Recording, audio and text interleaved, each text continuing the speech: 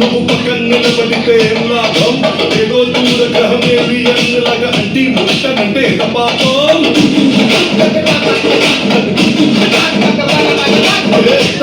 తది మనిషన్నా సకల పోషణలు లేకుంటే గడపాతలపై సమ్మె లేకపోతే మాడిపోత నిల ఫిలమెంటే